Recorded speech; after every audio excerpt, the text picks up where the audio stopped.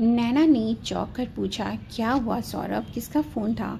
रसोई से बाहर आते हुए नैना ने अपने पति सौरभ से पूछा, तो सौरभ ने बिना उसकी ओर देखे हुए जल्दी जल्दी अलमारी से कपड़े निकालते हुए कहा, नैना ताई जी बहुत बीमार हो गई हैं, पड़ोसियों ने फ़ोन किया था, उन्हें सांस लेने में तकलीफ़ हो रही है।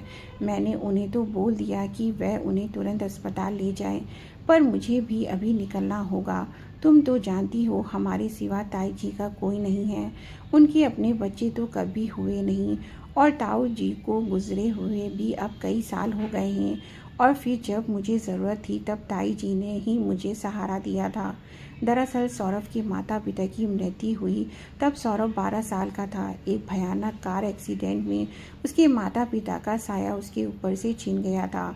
उस समय अगर किसी ने उसका साथ दिया था तो वह थे उसके ताऊजी और ताईजी। उन्होंने घर के बड़े बुजुर्ग बनकर नहीं बल्कि माँ बाप बनकर उसको सीने से लगाया था और उसे हॉस्टल भेजकर उसकी पढ़ाई में कोई कमी नहीं आने दी थी। ताई जी ने कभी ये नहीं जताया कि ये बच्चे उनके नहीं हैं।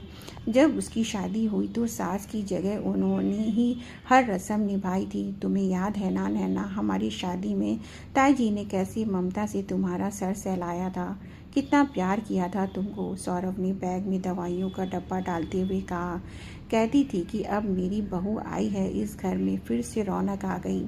नैना की आंखें नम हो गईं। हाँ सौरभ, और मैं भूल नहीं सकती वह दिन जब उन्होंने मुझे बिना किसी औपचारिकता के गले से लगाया था, जैसे बरसों से मेरा इंतज़ार कर रही हूँ। मैं तुम्हें अकेला नहीं छोड़ना चाहता, लेकिन तुम समझ रही हो ना कि मुझे जाना ही होगा। सौरभ ने कहा तो नैना बोली, तुम चिंता मत करो सौरभ, आराम से जाओ। ताई जी ने कभी किसी से उम्मीद नहीं की, लेकिन अब उनका हक है कि उनका अपना कोई उनके पास हो, इसलिए तुम जाओ और जाकर मुझे फ़ोन कर देना। तो सौरभ ने हल्के से सिर हिलाया और वहाँ से बाहर निकल गया। नैना का ताई जी से बहुत अधिक परिचय नहीं था। शादी के वक्त वह सिर्फ 4-5 दिन ही उनके साथ रही थी। उस समय उन्होंने ज़्यादा बातचीत भी नहीं की थी। बस शादी संपन्न हुई और फिर 4-5 दिन के बाद ही वह अपने घर लौट आई, क्योंकि अपनी शादी के बाद सौरभ और नैना दोनों कहीं घूमने जाना चाहते थे। शायद इसीलिए ताई जी ने अपनी उपस्थिति को सीमित रखा था, ताकि उनके व्यक्तिगत समय में कोई हस्तक्षेप ना हो। उन दिनों में नैना उनके व्यवहार को बहुत ज़्यादा नहीं समझ पाई थी, क्योंकि आज वह महसूस कर पा रही थी कि शायद वह खामोशी भी एक प्यार का रूप थी। पूरी रात भर नैना बिस्तर पर करवटें बदलती रही। एक अजीब सा डर उसके मन के किसी कोने में बैठ चुका था। उसके अगले दिन सुबह 10 बजे सौरभ का फ़ोन आया। नैना, यहाँ के डॉक्टरों का रवैया मुझे समझ नहीं आ रहा, कोई कुछ साफ नहीं बता रहा। टेस्ट रिपोर्ट के लिए 3 दिन की ही डेट दे रहे हैं और ताई जी की हालत हर घंटे बिगड़ती जा रही है। तो अब क्या करोगे सौरभ? नैना ने चिंतित स्वर में पूछा। मैं उन्हें दिल्ली लेकर आ रहा हूँ। मैंने यहाँ से डिस्चार्ज की फॉर्मेलिटी शुरू कर दी है। दिल्ली के एक अच्छे अस्पताल में मेरी बात हो गई है। आज शाम तक हम पहुंच जाएंगे। नैना ने चैन की सांस ली। शाम ढल रही थी। नैना अस्पताल के प्रवेश द्वार पर खड़ी एम्बुलेंस का इंतज़ार कर रही थी। करीब शाम के 5 बज रहे थे। सौरभ ताई जी को लेकर अस्पताल पहुंचा। ताई जी को देखते ही नैना का कलीजा काँप गया। उनकी आंखें आधी बंद थीं, चेहरा बेहद पीला और शरीर तो जैसे बस हड्डियों का ढांचा ही रह गया था। उम्र और अकेलेपन ने उन पर जैसे दुखों की वर्षा कर दी हो। उसने तुरंत सौरभ से कहा, जो खुद बेहद थका हुआ और व्याकुल लग रहा था, सौरभ, मैं डॉक्टर से बात करती हूँ, तुम थोड़ा पानी पी लो। उसने खुद को संभालते हुए कहा और सीधे इमरजेंसी काउंटर की ओर बढ़ गई। डॉक्टर की टीम तत्परता से सामने आ गई थी। शुरुआती जांच के बाद उन्हें आईसीयू के सामने एक निगरानी वाले कमरे में ले गए। कई तरह के टेस्ट हुए, कुछ दवाइयाँ तुरंत शुरू हो गईं और उन्हें 24 घंटे की निगरानी में रख दिया। अगले 24 घंटे के बाद डॉक्टर ने बताया कि ताई जी की हालत स्थिर है, कोई बड़ी बीमारी नहीं है, बस उम्र के साथ कमजोरी, चिंता, अकेलापन और समय पर खाना पानी न होने से शारीरिक समस्या आ गई है। अब ज़रूरत है देखभाल की, थोड़े प्यार की और नियमित जीवन शैली की। सौरभ और नैना ताई जी को लेकर घर आ गए। वह दोनों ही नौकरी करते थे। इतने दिनों की छुट्टियों के बाद अब और छुट्टी लेना संभव नहीं था और ताई जी के लिए किसी नर्स या फुल टाइम देखभाल करने वाली को इंतज़ाम भी आसान नहीं था। आखिरकार घूम फिर कर उन्होंने घर पर काम करने वाली चंपा बाई से बात की। उससे कहा गया कि दिन में 3 बार आएगी, सुबह नाश्ता देने, दोपहर दवाइयाँ और खाना और शाम को हल्का खाना और दूध।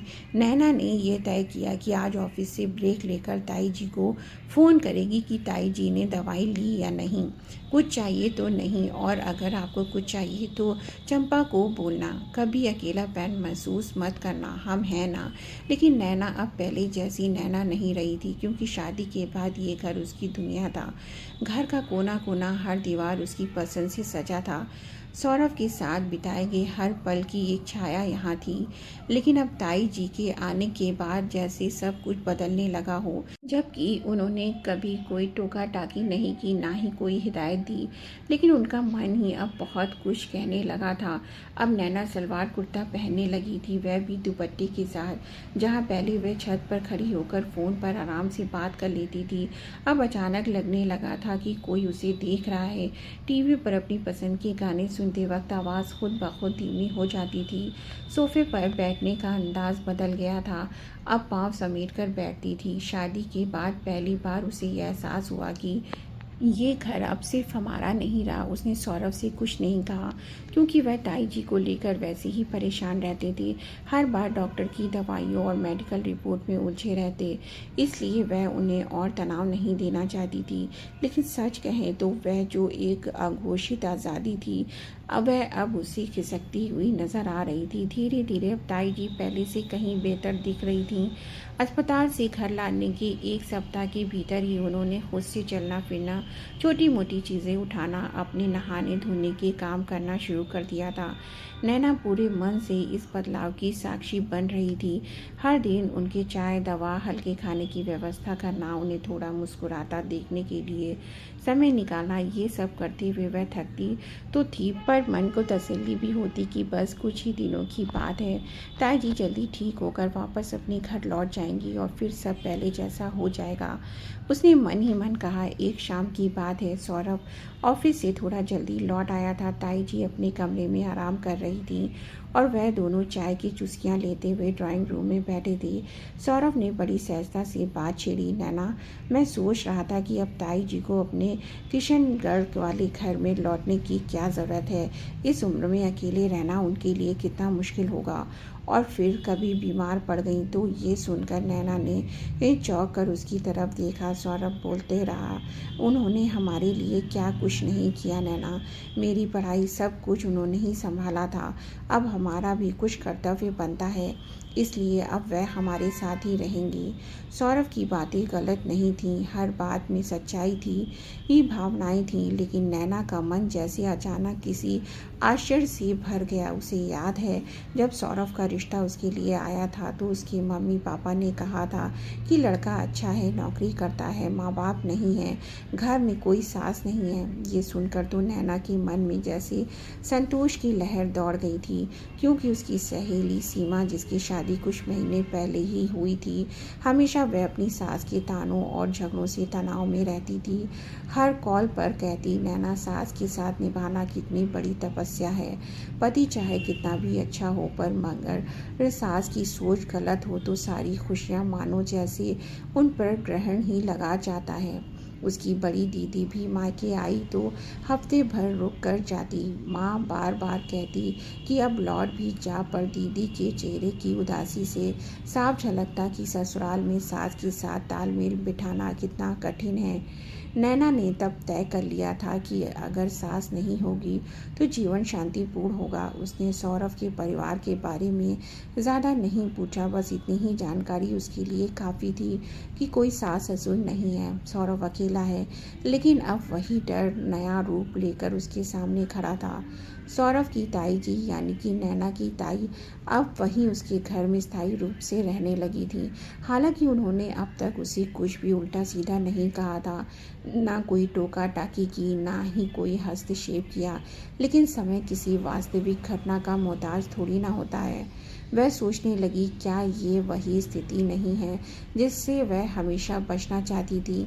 क्या उसके जीवन की वह आज़ादी अब छिन जाएगी? उसने खुद को स्वार्थी महसूस किया, लेकिन उस समय वह भावना उसकी अंतरात्मा में गूंज रही थी। सौरभ ने जो कहा वह सही था।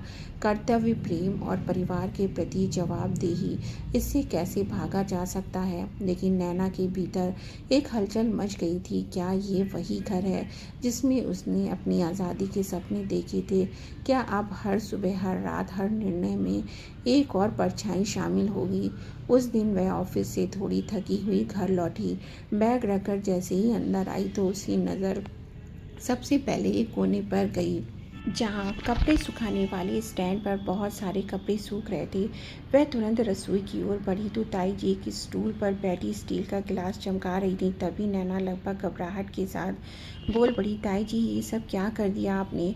इतने सारे कपड़े आपने धो दिए। आपको आराम करना चाहिए था ना। ताई जी ने ऊपर देखा तो चेहरा पूरा सुकून और संतोष से भरा था और वह बोली, अरे नैना बेटा, मैं दिन भर यूं ही लेटी रहती हूँ तो बोर हो जाती हूँ, और अब तो शरीर भी थोड़ा साथ देने लगा है। उन्होंने अपनी हंसी दबाते हुए कहा, वैसे भी आजकल की मशीनों में कपड़े धोना भी कोई मेहनत है क्या? सब तो मशीन करती है। मैंने तो बस बटन दबाया और कपड़े डाल दिए। लेकिन इतने सारे कपड़े एक साथ? हाँ, तुम्हारे आराम के लिए ही तो किया है, ताई जी ने स्नेह से कहा। इतवार को तुम पूरा दिन मशीन में कपड़े धोने में लगी रहती हो, तो सोचा अब इतवार को हम दोनों आराम से चाय पियेंगे। तो तुम मुझे वह अपनी कॉलेज की कहानी सुनाना और मैं तुम्हें सौरभ के बचपन की कहानी सुनाऊंगी। ये सुनकर नैना हंस पड़ी। ताई जी की आंखों में कोई बनावटीपन नहीं था, बस एक सच्चा अपनापन झलक रहा था। अब एक नया सिलसिला शुरू हो गया था। रात के खाने के बाद वह तीनों ड्राइंग रूम में बैठते। खाने के बाद की चाय और फिर ताई जी की कहानी सुनाने की अद्भुत शैली। वह एक एक किस्सा ऐसे सुनाती जैसे कोई पुराना फिल्मी रेडियो शो रेडियो पर चल रहा हो। अब नैना को अपने ससुराल के बारे में ऐसी बहुत सी बातें पता चलने लगी जो कभी कोई नहीं बताता। सौरभ के माता पिता की कम उम्र में हुई मृत्यु और ताई जी की अकेली जिम्मेदारी, सब कुछ उनकी जुबानी सुनना जैसे किसी किताब के पन्ने पलटना था। एक दिन उन्होंने कहा, नैना बेटा, बहू और सास के रिश्ते को अक्सर लोग एक युद्ध बना देते हैं, लेकिन मैं चाहती हूँ कि तुम मुझे कभी अपनी सास ना समझकर बस एक दोस्त समझो। ये सुनकर नैना की आंखों में नमी आ गई। ताई जी का ये बदला हुआ रूप देखकर नैना को भीतर से बहुत अपनापन फील हुआ। ये बात नैना के दिल को अंदर तक छू गई। जो डर, जो चिंता उसके मन में स्थायी रूप से बैठी हुई थी, अब वह धीरे धीरे पिघल रही थी। नैना की मुस्कान अब पहले जैसी नहीं थी। अब वह सुबह जब ऑफिस जाती तो मन खुश रहता, शाम को लौटी तो घर में चाय के साथ ताई जी की एक नई कहानी सुनने को मिलती। कभी सौरभ की स्कूल की तो कभी पुरानी सहेली की और कभी खुद की। अब जैसे जैसे ताई जी की तबीयत संभलने लगी थी, वैसे वैसे घर की रौनक भी लौटने लगी थी। सौरभ और नैना जब भी ऑफिस से थके हारे घर लौटते तो दरवाज़ा खोलते ही जो महक आती वह थकान को चुटकियों में भगा देती थी। हर दिन कुछ नया, कुछ हटकर, और सच कहें तो घर अब पहले से कहीं ज़्यादा सजा सवरा लगने लगा था। सुबह उठते ही कटी हुई सब्जियों की प्लेट, पिसे हुए मसाले और यहाँ तक कि गूंदा हुआ आटा भी तैयार मिलने लगा। किचन में घुसने से पहले ही नैना को लगता कि मानो कोई उसे कह रहा हो कि नैना, आज कुछ नहीं करना, बस ऑफिस जाओ। वैसे ताई जी कोई हुक्म नहीं देती थी, ना कोई टोका टाकी करती। सब कुछ इतने तरीके से सजा कर रखती कि नैना को खुद पर शर्माने लगती थी कि पहले वह कैसे इस घर को बिखरा हुआ रखती थी। वही सौरभ भी अब अक्सर मुस्कुराते हुए कहता, नैना, ताई जी ने घर को घर बना दिया। पहले तो हम दोनों जैसे किसी होटल में रह रहे थे जहाँ कोई नियम नहीं था, पर अब लगता है जैसे हर चीज़ की अपनी इज्जत है। रविवार का दिन था। सुबह से ही ताई जी जी कुछ उत्साहित लग रही थीं। जब नैना ने पूछा तो उन्होंने कहा, बेटा बहुत दिन हो गए, चलो आज कहीं बाजार घूमने चलते हैं। नैना और सौरभ तो इस प्रस्ताव से खुश हो गए। बिल्कुल ताई जी, आज आपकी पसंद की जगह चलते हैं, सौरभ ने मुस्कुराकर कहा। तो सब तैयार होकर बाजार की ओर निकल गए। कार जैसे ही बाजार की ओर मुड़ी तो ताई जी ने एकाएक कहा, सौरभ बेटा ज़रा यहीं किनारे पर रोकना। ये सुनकर नैना और सौरभ दोनों चौंक गए, क्योंकि ये जगह किसी शोरूम या बाजार के पास नहीं थी, बल्कि एटीएम के पास थी। बस बेटा 2 मिनट का काम है, कहते हुए ताई जी झट से उतर गईं और फुर्ती से एटीएम की ओर बढ़ गईं। नैना ने खिड़की से झाँक कर देखा तो ताई जी बहुत सावधानी से कार डाल रही थी, जैसे ये काम उन्होंने अनगिनत बार किया हो। सौरभ थोड़ा घबराया। नैना, मैंने तो कभी नहीं देखा कि उनके पास एटीएम कार्ड भी है। क्या उन्हें पैसे की ज़रूरत थी जो हमसे कुछ कह नहीं पाई? नैना ने भी चुपचाप सिर हिलाया। कुछ ही देर में ताई जी पैसे निकाल कर ले आई और मुस्कुराते हुए बोली, अरे घबराओ मत, पैसे निकाल लिए, बस चलो अब आगे बढ़ो।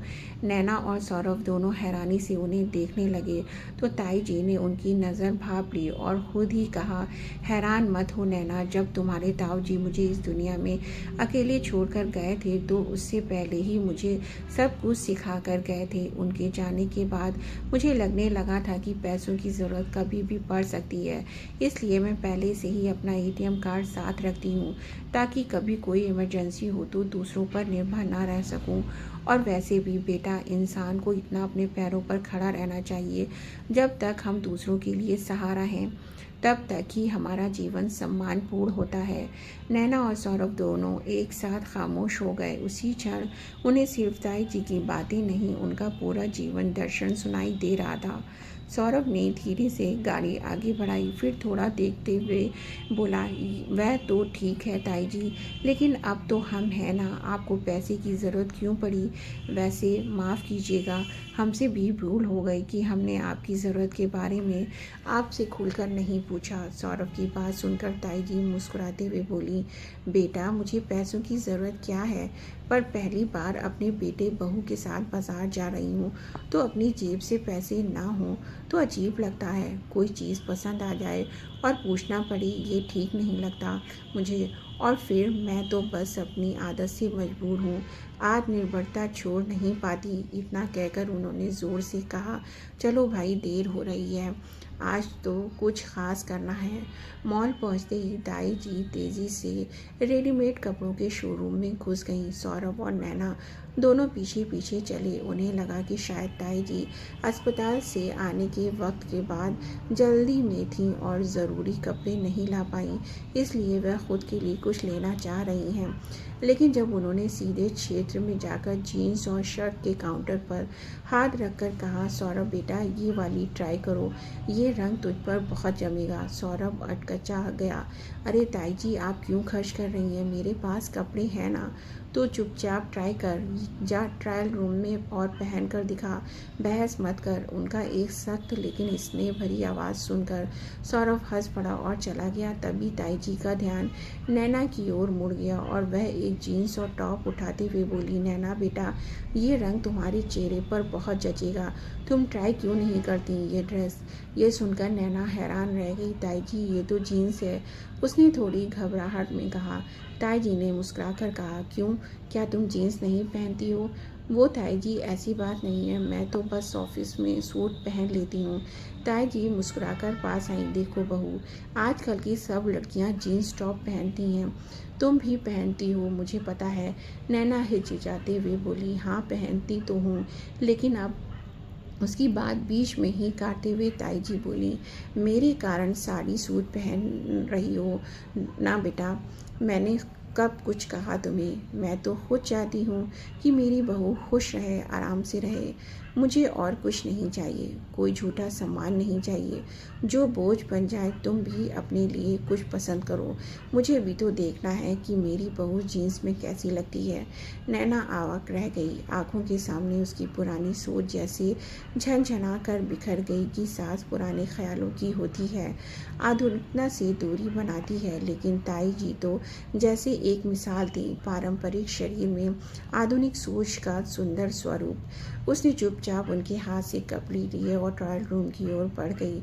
मन में कई भाव उमड़ रहे थे। कपड़ों की खरीदारी पूरी होती ही ताई जी ने हंसते हुए कहा, भाई अब तो भूख लग रही है, और हाँ, मेरी तबीयत अब एकदम ठीक है, इसलिए आज एक छोटी सी दावत होनी चाहिए। रेस्टोरेंट पर पहुंचकर उन दोनों ने जैसे ही कुछ हल्का फुल्का मंगवाने की कोशिश की तो ताई जी ने हाथ पकड़कर रोक लिया। क्या हल्का फुल्का, मैं ठीक हो गई हूँ, अब तो मुझे भी सब खाना है। उन्होंने फौरन दही भल्ले, आलू टिक्की और फिर आइसक्रीम का ऑर्डर दे दिया। वह तीनों खाते एक खेल खिलाते रहे। जब वेटर बिल आया तो सौरभ जेब से पैसे निकाल ही रहा था कि ताई जी ने झट से अपनी जेब से नोट निकालकर उसके हाथ में थमा दिए। ले बेटा, तू दे दे या मैं दे दूँ, क्या फ़र्क पड़ता है, घर का पैसा है। सौरभ ने मना किया लेकिन ताई जी नहीं मानी। ताई जी ने उसे आंखें निकाल कर चुप कर दिया। घर लौटते समय नैना कार की खिड़की के बाहर देखते हुए सोच रही थी कि कभी जो डर था एक बुजुर्ग महिला के साथ घर बांटना कठिन होगा, अब वही ताई जी उसकी अपनी दोस्त और उसके घर की आत्मा बन गई थी। उनकी छोटी छोटी बातें समझदारी भरी और उनकी सादगी सब उसके लगातार कुछ न कुछ सिखा रही थी। नैना अब पहले जैसी नहीं रही। अब वह हर दिन खुद को बेहतर बेटी, बहू और इंसान बनाने की कोशिश कर रही थी। घर लौटते वक्त रास्ते पर ताई जी की शरारती और उनके अंदाज की चर्चा होती रही। घर जाकर जैसे ही नैना किचन की ओर बढ़ी, सौरभ ने अचानक नाराज़गी में कहा, ताई जी, आपको इतने पैसे खर्च करने की क्या ज़रूरत थी, आप हमारे मेहमान हैं और घर के बुजुर्ग भी।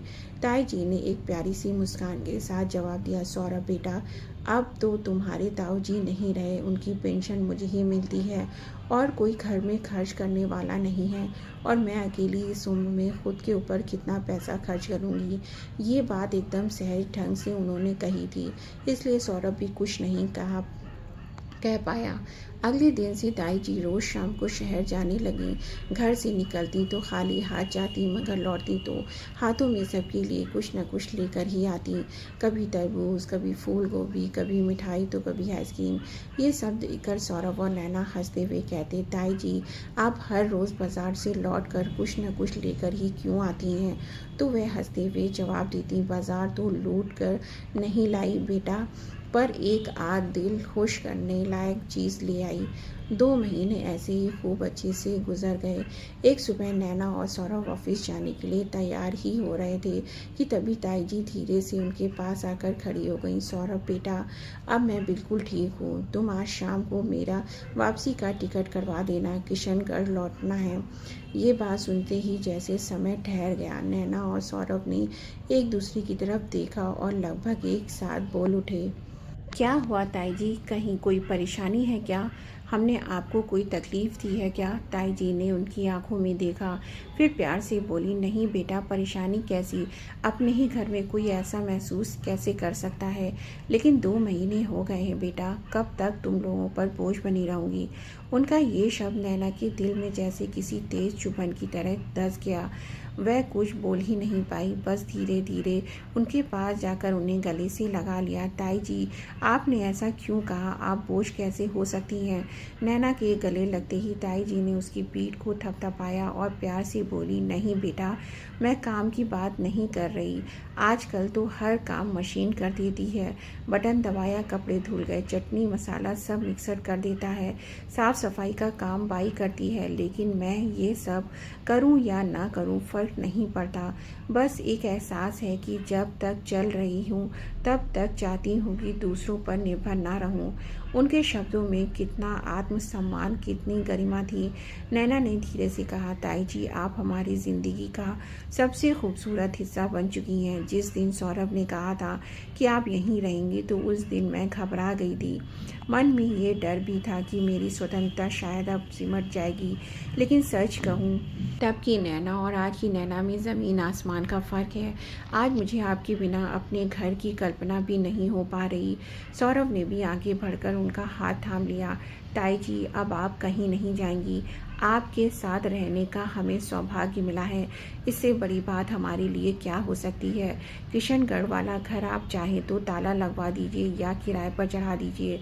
अब आप यहीं रहेंगी हमारे साथ इस घर में, उम्र भर। इस उम्र में आप अकेले नहीं रहेंगी। ताई जी की आंखें छलक आईं और उनकी तरफ देखने लगी जैसे वर्षों से यही सुनना चाह रही थीं। उन्होंने शाम को खुद अपने किशनगढ़ वाले घर को किराए पर चढ़ा दिया और जब कभी कभी जाकर बस वह वहाँ पर देख आती और किराया ले आती। अब ताई जी ने सौरभ से कहा, ठीक है बेटा, अब मुझे यहाँ से कहीं नहीं जाना। यह कहकर ताई जी ने खुशी से अपना सामान अंदर रख लिया था। पीछे खड़े सौरभ और नैना खुशी के मारे झूम उठे। उनकी खुशी का कोई ठिकाना ही ना रहा। अचानक ही ताई जी ने गंभीर होकर कहा, देखो बेटा, तुम दोनों ने मुझे बहुत प्यार दिया, सम्मान दिया। अब अगर तुम सच में चाहते हो कि मैं यहीं रहूं, तो मेरी भी एक शर्त है। उनकी ये बात सुनकर नैना चौंक गई। मन में एक अनजाना सा डर समा गया कि कहीं कोई बड़ी मांग तो नहीं है। तुरंत बोली, आप एक बार किशनगढ़ जाकर अपने कपड़े और ज़रूरी सामान लाना चाहती हैं ना? यही कह रही हैं ना? ताई जी, आप इसमें शर्त की क्या बात है? अगले हफ्ते हम खुद आपको किशनगढ़ ले चलेंगे। ताई जी मुस्कुराई और बोली, नहीं बेटा, मेरी शर्त कुछ अलग है। तभी सौरभ ने हंसते हुए कहा, ताई जी, ये क्या शर्त वर्त लगा रखी है? आपने बस आदेश दीजिए, हम तो सर झुकाकर मान लेंगे आपका आदेश। उन दोनों की हल्की चिंता देखकर ताई जी ये खिलखिलाकर गूंज उठी और बोली, अरे पापा, इतना परेशान क्यों हो रहे हो? मेरी शर्त तो बहुत मीठी है। ये सुनकर सौरभ और नैना दोनों हैरानी से उनकी तरफ देखने लगे। तो ताई जी ने कहा, अगर मुझे यहाँ अपने पास रखना है तो एक पोता या पोती भी देना होगा। 2 साल हो गए तुम्हारी शादी को, कब तक खाली गोद देखती रहूँगी मैं? इतने बड़े घर में अब एक नन्हा सा खिलौना चाहिए मुझे, मेरी उंगली पकड़ कर चले, जिसे मैं कहानी सुना सकूं। ताई जी की ये बात सुनकर वह दोनों एकदम चुप हो गए। चेहरे पर हल्की सी शर्म, पर ताई जी के चेहरे पर तेज खिल उठा। उन्होंने नैना के सिर पर प्यार से हाथ रखते हुए कहा, बेटी, मैं खुद कभी माँ नहीं बन पाई, शायद यही ममता मेरे अंदर आज तक है। अब मेरी सारी ममता तुम्हारे बच्चे पर बरसाऊंगी, लेकिन तब तक इस घर में हंसी खिलखिलाहट की तैयारी शुरू होनी चाहिए। तो नैना ने उन्हें कसकर गले से लगा लिया। आज उसे महसूस हुआ कि एक स्त्री माँ न बनकर भी कितनी बड़ी ममता की देवी हो सकती है। किसी ने सही कहा है, माँ बनने के लिए केवल जन्म देना ज़रूरी नहीं होता, किसी के जीवन में स्नेह की छाँव बनकर रहना भी एक माँ की पहचान है। जीवन में माँ बाप का साथ सिर्फ एक जिम्मेदारी नहीं, बल्कि एक ऐसा उपहार है जिसमें अनुभव, आशीर्वाद और निर्छल प्यार छुपा होता है। उन्हें अपना कर्म ही खुद को और अधिक पूर्ण बना लेता है। उनकी सेवा करना कोई बोझ नहीं, बल्कि वह सौभाग्य है जो हर पीढ़ी को संजोकर रखना चाहिए। ममता का रिश्ता जन्म से नहीं, भावनाओं से जुड़ता है और ऐसे रिश्तों को संभालना ही परिवार की पहचान है। दोस्तों, काश हर रिश्ता इतना ही प्यारा हो तो जीवन कितना आसान बन जाएगा ना। आप लोगों की इस बारे में क्या राय है? कमेंट करके ज़रूर बताइए। कहानी अच्छी लगी हो तो कहानी को लाइक करें, मेरे चैनल को सब्सक्राइब करें। फिर मिलेंगे नई कहानी के साथ। धन्यवाद।